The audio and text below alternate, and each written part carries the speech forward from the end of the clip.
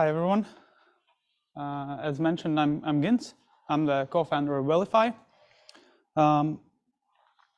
So when we started this company, we did 50 plus interviews. I knew there's a problem in the market, but I wanted to validate with industry experts and companies.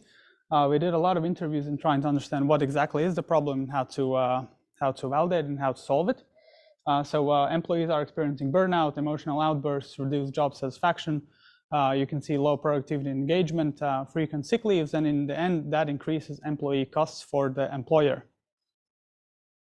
So our solution is a well-being platform that improves employee physical, mental, and productivity outputs through AI-powered well-being buddy in the messaging app of their choice. Let's dive into that. But right before that, we are a team of 6 people. There are 3 co-founders. So me, a CEO, we have a CTO and a physiotherapist. We have 2 mental well-being specialists and 1 psychologist and 1 well-being specialist, and also a UX UI designer. So we have a quite vast industry expertise in both business development, physical aspect, and also mental well-being. About the product, the first step is pre-onboarding and onboarding. So companies create easy drag and drop onboarding experience for their employees. Why we included this is because it highly improves the well-being of the employees, and also it takes the employer or our user to the next step. So they are more educated about their well-being. They understand what's happening and how to improve it, and that takes them to the tailor-made well-being plan. They fill out 2 surveys about their physical health and their mental health. AI generates a clear action plan on what to improve, gives them scores, and promotes their well-being through the plan. And once that is done, an AI-powered chatbot in the messaging app of your choice, Telegram or WhatsApp in these instances, becomes your well-being buddy. You communicate it with throughout daily. You send them messages, so input data to get their progress reviews on how far are you going with your tasks or habits, and you also get information from that bot from the information that we have provided to it. So it builds trust, and also it's just a good place to track and communicate. And also we are implementing a gamified experience. So whenever you fill out the survey, you choose an animal of your liking or your digital avatar. In the beginning, it's a small puppy or a kitten or a small tiger. And then once you do all the things that you're meant to do by the plan, the tiger or the kitten grows and is thankful and expresses his happiness. If you don't go out for a run, for example, if you don't get enough water intake and so on, that avatar sends you a message saying that it's sad, it's not hydrated enough, it's not feeling energetic, and so on. And in this way, we are increasing the retention of our users, so they keep coming back and they want to actually improve their well-being by helping the avatar. And also, we provide well-being insights through that. At the moment, we have signed 3 LOIs. 5 companies we have in the contacts. 2 of them are not finalized yet, but 3 of them are signed. With that being said, we don't have the project or the product yet. We are launching our MVP in the 2 weeks' time. But these 3 companies have expressed their willingness to pay for the product, and also whenever it's ready to use it. Well-being workplace industry is super crowded. I think everyone knows that here. We are competing with some of them, but now really our main advantage is the AI and the chatbot, because it doesn't provide you to go to a new third-party software or app or something. It's something in your phone that you use every single day. So it just helps, and plus it's 24/7 because AI is always there, and the gamified experience definitely helps. We have narrowed down 2 of our target companies or target markets, tech companies and high-stress industries. We are reaching out to HR managers, well-being specialists, and CEOs. We are testing it in Latvia, then moving to UK because we already have a partner who's ready to sell our product once it's ready, and we have experience in the UK, and then Europe, and then globally after that. We are B2B2C company, software as a service, so selling software to a client, and then monthly payments for early users is $4.99 an employee a month. But it probably will be increased later on if the full bundle is active. The fundraising needs, we are looking for 500K, mostly because fundraising is hard. I think everyone knows that.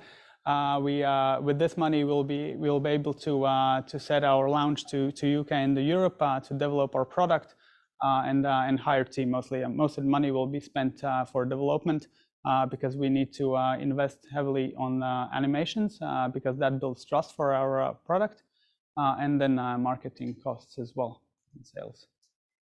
That's it from me today. I hope it was 5 minutes.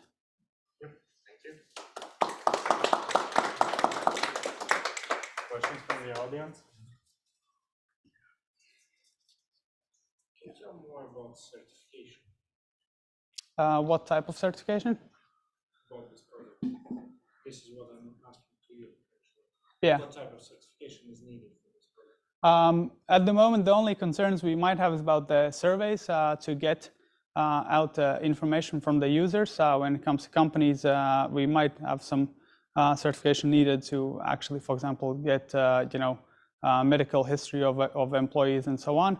But in B2C sector, that doesn't really apply to us. In that case, we just sign terms and agreements. Are you sure it's not medical device? No, it's not a medical device now. It gives recommendations. It gives recommendations, but based on AI. So whenever someone applies to our software or uses our product, signs the terms and conditions saying that this is not a medical advice. We don't take you to use these drugs or this and that. We just give our advice, and then in most of the cases, for example, if there's a message saying that I'm stressed out, I'm in the verge of burnout, the AI also messages saying that you should be looking for a professional with this situation.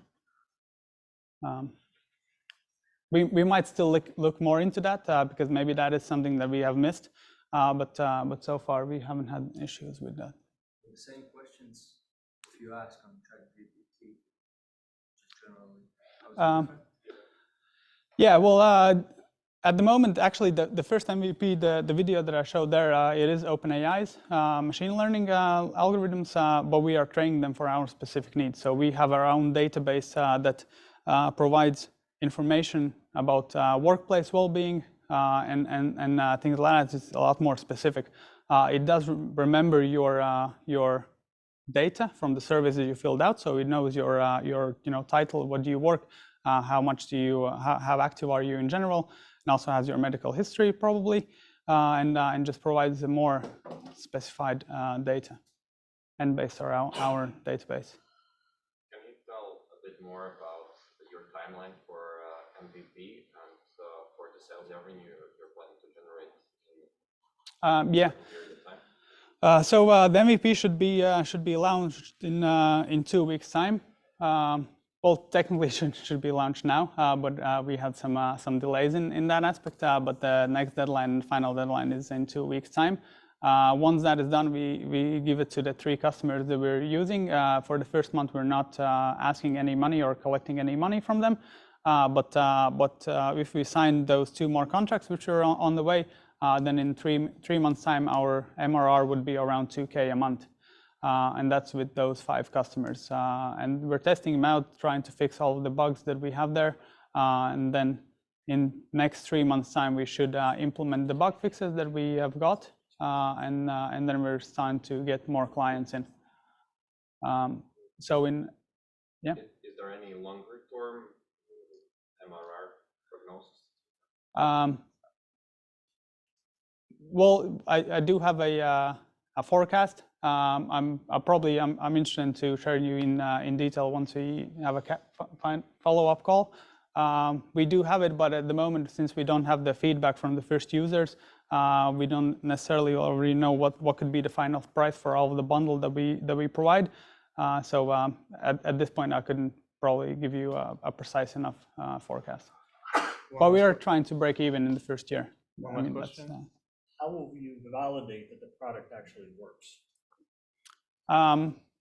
We're just giving it out to people to see how it works. For example, when the tests come in, you fill out the test for your physical and mental health, and then every quarter you fill out the same test, and then that test should generate showing if you've improved your health or you haven't improved your health. That's pretty much our main validation. Real objective measures, or more just that the customers don't continue using it? No, there will be objective measures. Those measures are developed by our team. So, for example, a physiotherapist who uses them every single day with his patients, and that's just a benchmark that we're gonna put together every quarter to see if they improve. Okay, thank you. Yep. Thank you.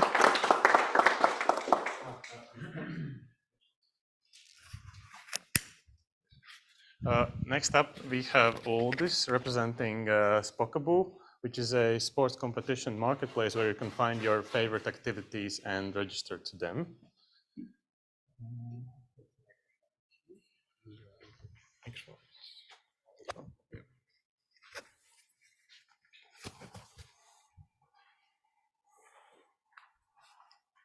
Test. Okay, hi everyone. So my name is Uldis. I'm a founder of Spocaboo. I'm an avid sports person, but I'm also an IT professional. And this in turn makes me become very kind of more and more frustrated with each year about the state that amateur sports is in terms of technology and in terms of the service and user experience that is provided.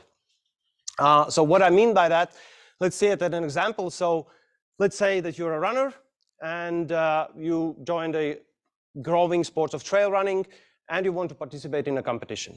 So let's say it's a small country like Latvia, Latvian market. So in order for you to see what races are around, probably build your racing calendar or just look for any race that you want to compete, you would have to visit and follow about 10 different race organizers and regularly visit their websites or follow them on social media so that you would get the information about their events. And it's even worse when it comes to race registration and the payment services. So these websites are built in different ways. Usually they do not provide any payment solutions. So there's a cumbersome procedure that you go through, or sometimes they're just very uneasy to use and untrustworthy, right? And this is generally because most of those races are organized by very small organizations or maybe individuals who just love the sport, but they don't have the resources or the training or technical expertise to maintain these complicated solutions and to reach wider audiences. So yeah, and all this kind of brings us to the situation that the amateur sports field is very fragmented. It's very hard for athletes to actually, and takes a lot of effort to find events, to register to them, and to find kind of a trustworthy ways to register and do the payments. So our solution to this is a marketplace for sport competitions, which would save considerable time for the athlete in terms of finding the events and building their own race calendar and engaging with the organizers. And in turn for organizers, that would allow them to manage their sports competitions through the whole life cycle and also provide a better service and grow their organizations and grow the sports in general. How we do that, we already have a product that allows a basic functionality, meaning search of the events across Baltic states. The search is at the moment done considering your preferences in a very specific, we build a very branched sports discipline tree. So based on your preferences on sports, on the organizers, if you follow some, on the locations and on the distances as well. Our aim is now to engage with local communities so that we reach out to the sports people, to the athletes, gather some feedback, meanwhile building a little bit more automation into it so that they would in turn be able to actually build the calendars automatically based on the preferences of the sportsmen. Also, in the same time, we are restarting conversations with organizations. We've already previously talked with several race organizers with cycling and running, and some federations as well. So we will be restarting these conversations so that we would start onboarding B2B businesses as well.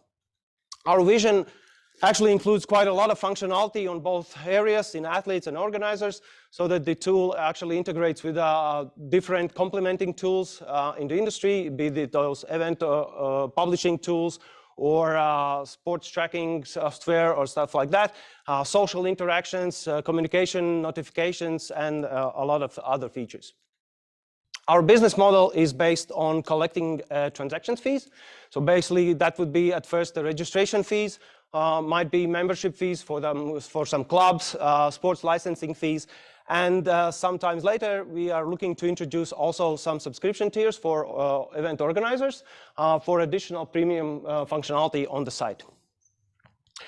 For the market, this one is very kind of far-fetched or cloudy, because amateur sports is not the kind of the fruit that or the area that a lot of will be looking into. It's so there are very little research and very little data.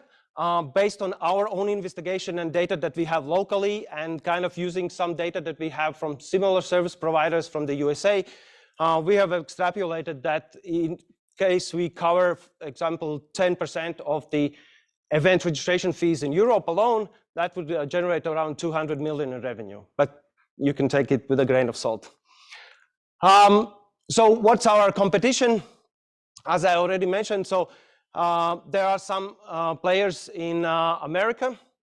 However, there are no widespread names that would be known globally that would provide the service, equally good service for the organizers and for the athletes. Yeah, right.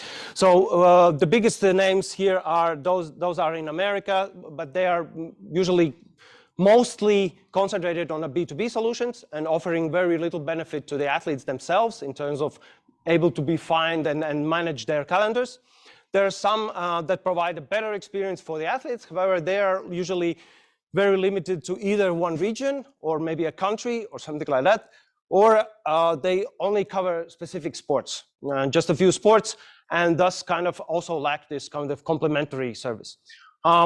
Yeah, so we're looking to cover, it's ambitious to say everything, all of that, but this is kind of our goal. This is where we see this benefit of such tool and to be able to engage all of the community.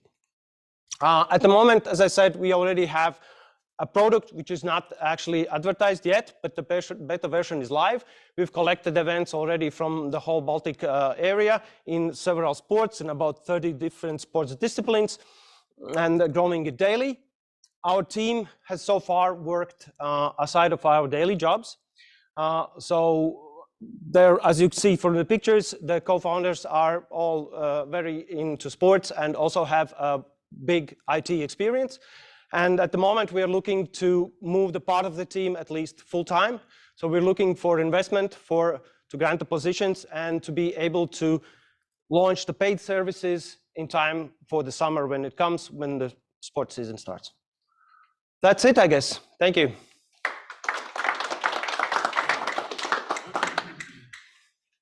Questions? Just a compliment, the problem really exists. Thank you. I will write this as a validation of the.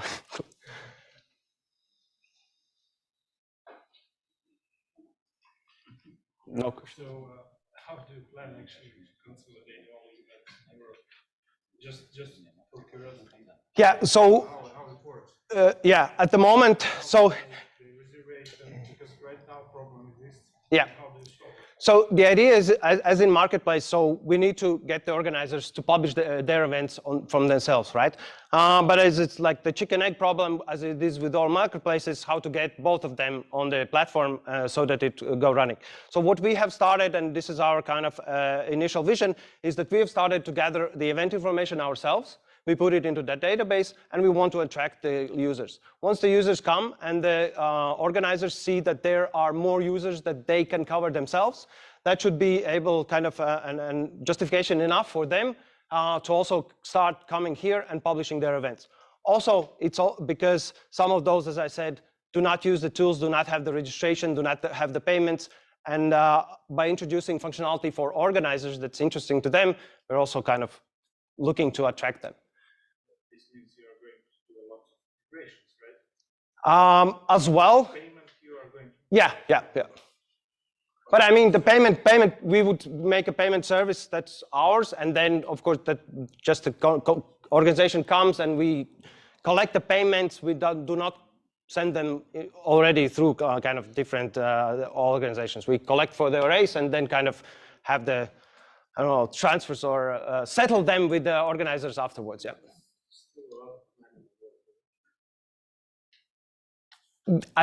Initially, of course, yeah. Other question? Yeah, what kind of sports will be included? So at first we are targeting the general idea, and the idealistic idea is would cover everything. Everything that a normal person, like any one of us, can apply to. So not include very specific limited professional sports, but those that everyone can apply to. But initially, so that there's less complexity, we are looking to start with individual sports, where you as an individual participate, and then growing that into also team sports and other different combinations that might come. And surely we are starting with the ones that are most popular. Of course, there's more competition as well, because all of those solutions also target these, like running, cycling, swimming. But this is how you get the wheels going. One last question. The business model, are you only about to charge the users, or when there will be enough pool of users, you are also targeting to charge the competition organizers? Yeah, so the subscription tiers were actually targeted for the race organizers. So that's the idea, that there would be some customization options, some additional features, premium stuff that they can do on the site that would probably put their events higher somewhere, or a lot of, I will not go into detail about all of the ideas that we have, but that would be on the organizational side. Actually, the transaction fees is also not yet solved. I mean, it might be that they're taken from the organizational part, or it might be that it's charged on top of the. Users is going to be free? In general, yeah, that's the idea. We're out of time, unfortunately. Thank you very much. Thanks.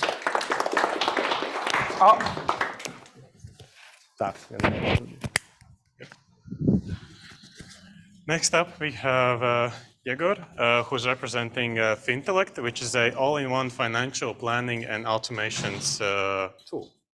All right. How do I do this? All right. Check. Right. All right. Thank you. Hi, my name is Yegor. I'm here to tell you how we help small B2B service companies get more profits while doing less finances. I used to have this kind of companies. We were software developers, and we had clients all around the world, and we had a nice revenue. But it was because we didn't know the profitability of each client and each project. We kept on adding the contract that didn't bring company any money.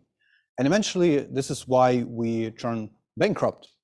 And if only I had the financial expertise, that would never happen. And it's not only about my company. There's millions of those firms in EU, and only 4% of them have any sort of financial expert. Sorry, can we move this up a little bit? All right. Yeah, super. So imagine, single most important thing for the business, money, doesn't meet anybody who's taking care of it. And this is the reason for the profit drain. So 80% of the project have wrong price quote. The price that you tell to the client in the contract is not real. It's a guess. It's made up. 20% of the projects get below profitable. So once you start working, once you start delivering, you don't earn from that. And it's around 600 hours that are spent for repeatable financial tasks that should be automated. If you take one company, they under-earn 100K. If you multiply this by the number of companies in the market, you get the multi-billion problem. This is why we are delivering Fintellect, streamlined finance platform for small B2B services only. We're the company of the guys who used to own these companies, like me and Daniel, and also guys who used to work as developers for those companies, like Eugene, Paula, and Bogdan. So we have both necessary expertise and experience needed to deliver. We also have a kick-ass advisory board that we got from Berkeley Skydeck Acceleration Program. These bright minds help us to avoid common fails that first-time startup founders always do, so we don't. Now, this is the current state of things. This is what companies are using. A bunch of spreadsheets, the project management software, the banking data that doesn't really get together and causes the profit loss. With Fintellect, we streamline data from timesheets, banking APIs, and CRM, turn them to financial insights, and make sure the profit loss is eliminated. So it's 100% corrected project price quotes because we base it on most accurate data from the company. It's around 3 minutes that is needed to deliver this price quote compared to days in the manual mode. And we save up to 10K project margin on average. It's also 400 hours that we save because we automate things that are repeating and that are in fact simple. And you only need 5 seconds to check which project invoices have been paid or to see your correct cash flow statement. Now, as the investors, you're probably wondering, where's the AI feature? Short answer, it's coming up next year. We are fine-tuning the LLM to help companies like our clients for whom it's too early and too expensive to get the CFO in person, get the virtual assistant that will make sense out of the finances. So there are apps in SME finances. Usually they are much more generic, so they don't deliver on the functional of project pricing calculation, on real-time profitability tracking, and on team billable rates. We are the only ones to do. And also, we are much more easy to integrate for the small company compared to corporate software black boxes. This market is a dark horse. So the companies like our clients do not report that much as the SaaS business or e-commerce business, but we estimate the obtainable share of 200 million plus in EU and US. So our go-to-market has 3 parts. It's communities. This would be professional clubs and associations, the outbound, and partnerships with complementary solutions they already use. We integrate with their APIs, but we also have mutual referrals for the customers. We have subscription SaaS, so we have light version, Pro plan with bit of support and data migration help, and the custom plan with external APIs and tweaks we can do on top. We're not talking concepts, we have traction. We went live around 3 weeks back. So it's 29 paying customers who enjoy Fintellect at the moment. We are having more in 2 weeks trial. We have the pipeline of sales qualified leads, and we have 2 LOIs with mid-sized companies that we expect to sign by the end of the year. So we're currently raising 400K. That will get us to 25K MRR approximately. And we just got a term sheet for 100K last week. So happy to make this complete. Join us for the world where you need to do less finances to get more profits. Thank you.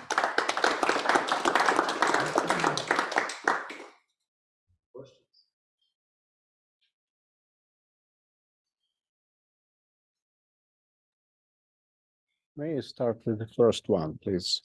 Please. This is a brilliant presentation. However, how many funds you already raised from Berkeley Skydeck and early stage investors?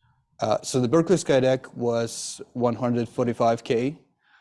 It's standard acceleration fee for the companies in European batch. We didn't have anybody who would be an investor before that, so we finished a couple of equity programs. And before that, we bootstrapped for a while. And you actually are incorporated in Estonia? Yeah, we are. And physically located? We're all in different parts of Europe, so Ukraine, Spain, Germany. Okay, so where your most desirable clients and customers are residing? So we have 40% of early customers from Ukraine. That's natural, mostly organic, because we come from that industry. Aside from that, we have users from Baltics, UK, and Poland. So mostly we target the countries where you have the outsourcing hubs, where the B2B services are booming, like web development, software development, design and creative services. And this would be, yeah, Baltics, Poland, and some companies are split in between like UK and Estonia, UK, Estonia, Ukraine, both like client-wise, where the revenue comes from, where they have offices. Yeah, so this kind of combination. Thank you. More questions? Yes. Just curious, like, I believe, like, I used to do something similar for family business, and I realized that those Excel sheets, the data usually so unstructured. So I believe when you try to scale the solution, you face this problem dealing a lot with the unstructured data. AI won't help you here, probably. How do you imagine this to actually work? Yeah, indeed.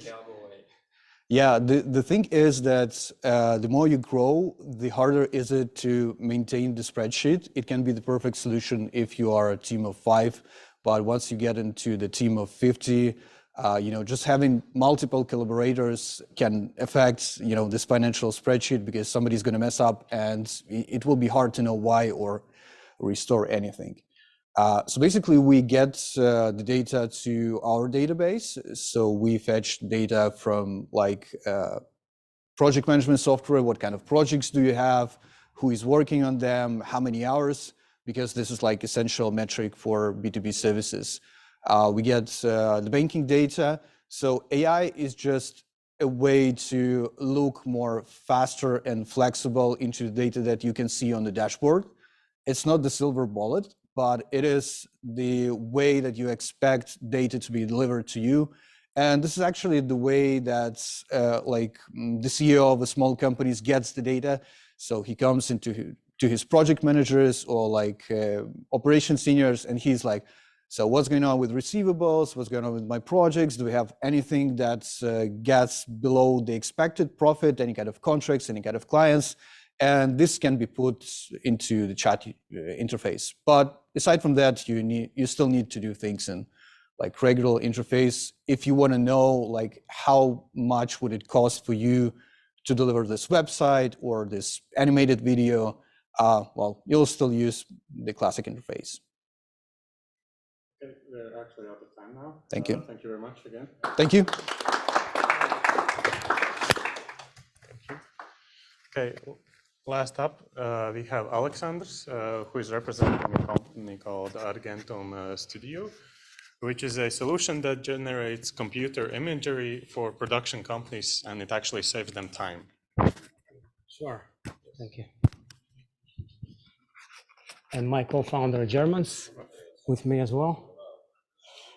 So hi, we are Argentum Studio, and we speed up the production of computer-generated imagery. All right, let's speed it up. So you all seen the video effects in movies. Some of you have probably seen the Love, Death and Robots on Netflix. And these films take huge amount of time to produce. Companies, production studios spend months and years to release them, and they hire staff and they spend huge budgets. And we, as working in the industry, decided we can change that. And we currently have the solution which speeds up the process 10 times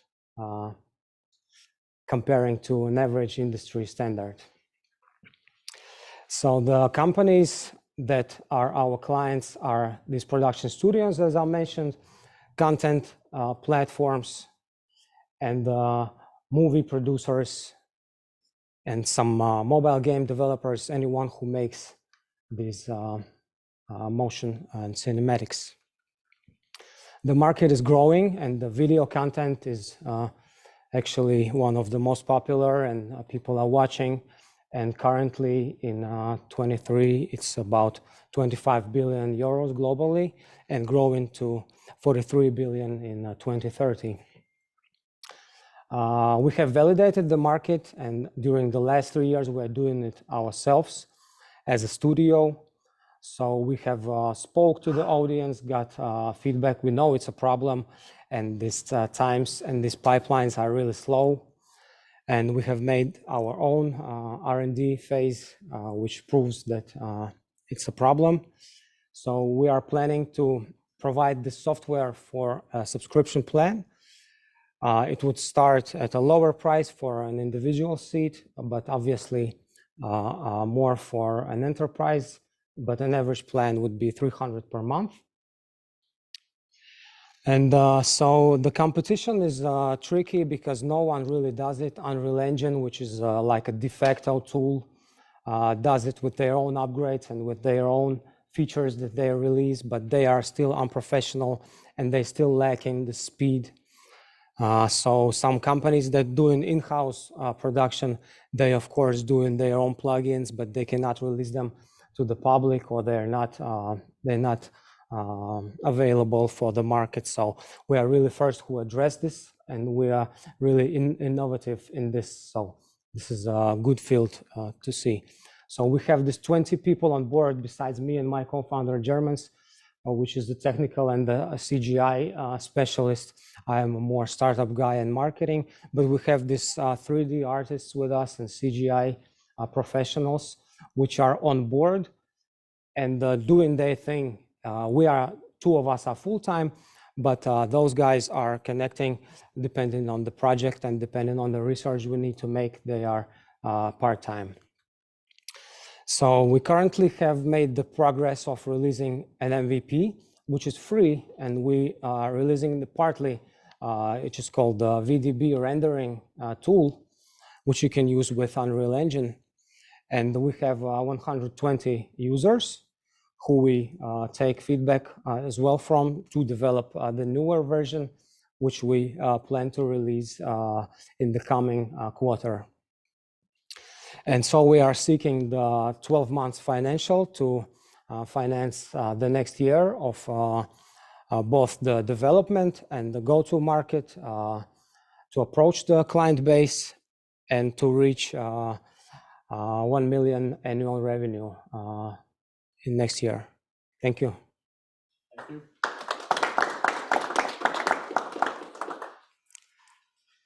Sorry, I didn't get the point actually of your product.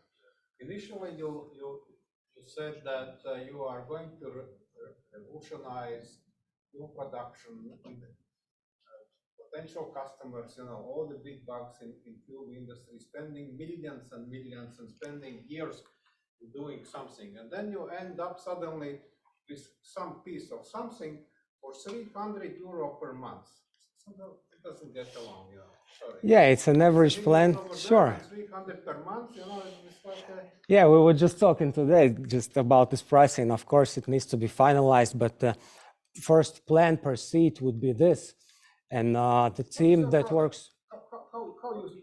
How can you succeed doing something 10 times faster? And this something is, you know, something in the film industry where the film producer spends months and years and billions. So the production team consists at least of 10 people, for example, who are paying this 300 per seat. So that costs obviously 3,000 per month, and per project, if it's 10-month project, so it costs them this 30,000. Yes, yes. So it's a per seat price, but the enterprise price would be where we connect and we help. Product. What is that? What is that miracle that you can do something 10 times faster? Sorry, maybe I'm slow in thinking, but I don't understand. I can explain. It's 3D film production, and maybe if you know, we just have right now physical rendering tool right now. But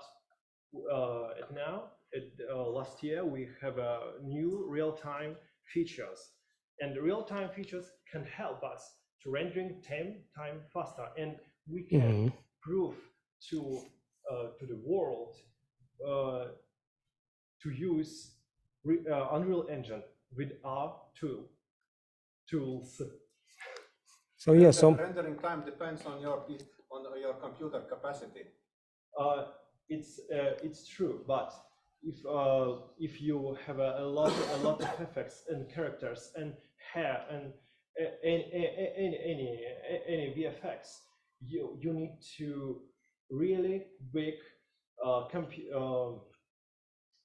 hardware and you don't strong. need that?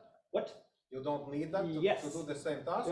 Yes, you can use just one video card, like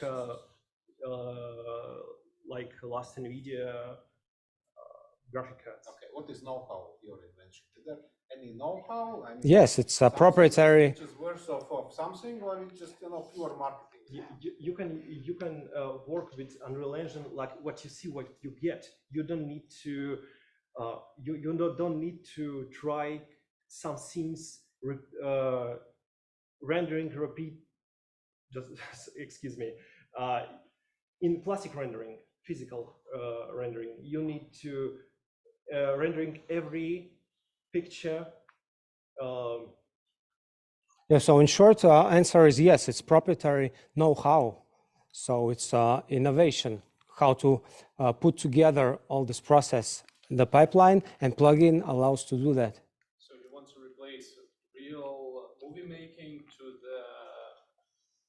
the picture, or like? I also not really replace. The process exists. We speed it up with this plugin. It can help to speed up. Sorry, I will try to address the same question that was asking. Is it software platform? It's online, offline? It's soft downloadable software. Downloadable, right? Who's the customer? Who's the user? The studios who are producing the content. So we help them speed up the process. How it looks? It looks like currently it is a plugin that you plug into the Unreal Engine. We don't have screenshots right now, but it's an Unreal Engine, which is a software like a de facto tool for the industry. And we are a software currently, a plugin for Unreal Engine. Sorry for stupid question, but these guys doesn't know anything about what you can do.